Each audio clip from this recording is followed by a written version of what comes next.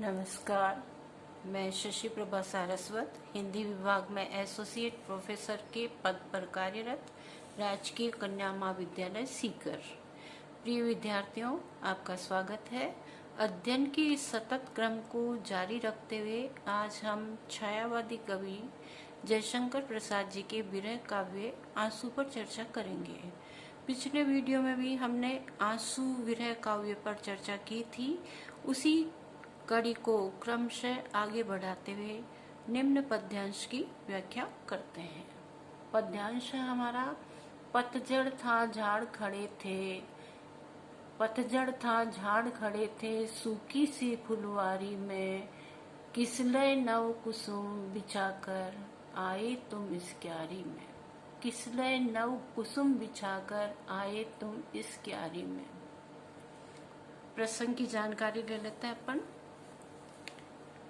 ये काव्यांश छायावादी कवि जयशंकर प्रसाद जी द्वारा रचित प्रसिद्ध विरह काव्य आंसू से लिया गया है।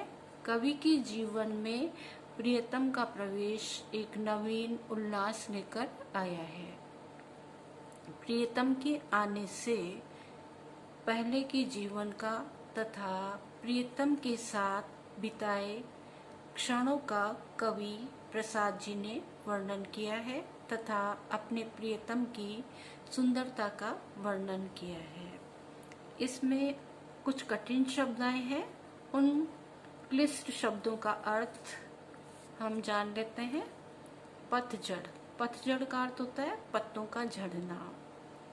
झाड़, छोटे उलझे पेड़ पौधों का वर्ग। फुलवारी कहते हैं फूलों की बाड़ी। किसलय, कोमल पत्ते। नव पल्लव या कोपल।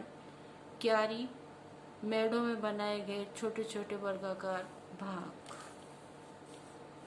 कवि कहता है पतझड़ था झाड़ खड़े थे सूखी सी फुलवारी में, मेरे जीवन का उपवन बिना प्रियतम के शून्य एवं अत्यंत नीरस बना हुआ था।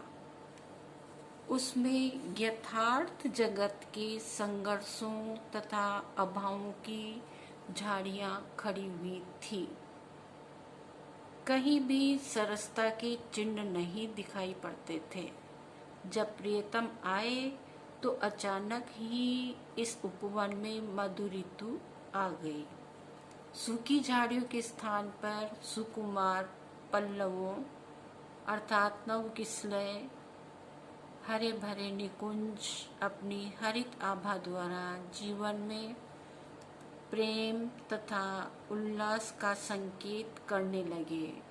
हृदय की क्यारी में झाड़ियों के शूलों की अपेक्षा नवीन ऋतु के फूलों की महक भर गई। धन्यवाद।